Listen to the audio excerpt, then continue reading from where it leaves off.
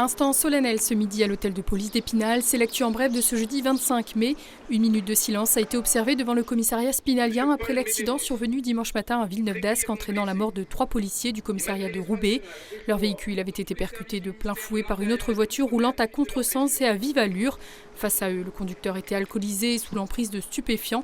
À l'occasion de cet hommage, une vingtaine d'agents de police étaient présents avec à leur côté quelques pompiers et gendarmes.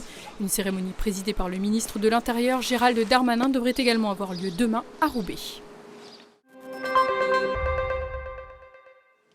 Le sujet est technique, mais pour faire simple, le Sénat part en campagne pour demander plus de souplesse dans l'application du ZAN, acronyme pour zéro artificialisation nette, et plus de moyens et d'autonomie pour les élus locaux pour aménager librement leur territoire.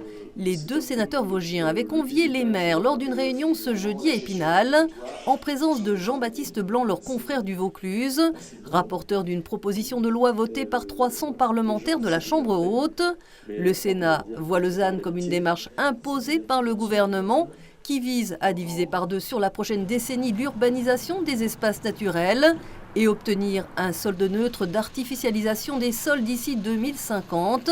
Les sénateurs ne sont pas contre la sobriété foncière inscrite dans la loi climat, mais ils souhaitent une prise en compte différenciée des besoins régionaux, pouvoir par exemple encore construire des pavillons pour accueillir de nouvelles familles.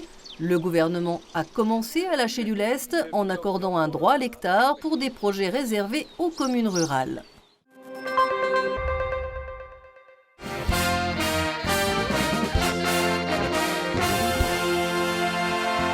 Après cette répétition à blanc, ils feront bientôt face au public. La Grande Fabrique, dont le nom fait écho à notre territoire industriel, c'est un orchestre à grand format au répertoire qui s'appuie sur les musiques actuelles. Présenté en milieu de semaine, il est composé d'une vingtaine d'enseignants de plusieurs écoles de musique du département et d'anciens élèves. Le 2 juin, la Souris Verte accueillera les musiciens de la Grande Fabrique pour un premier concert qui annoncera la couleur d'un festival organisé à la Rotonde de Thaon-les-Vosges en mars 2024.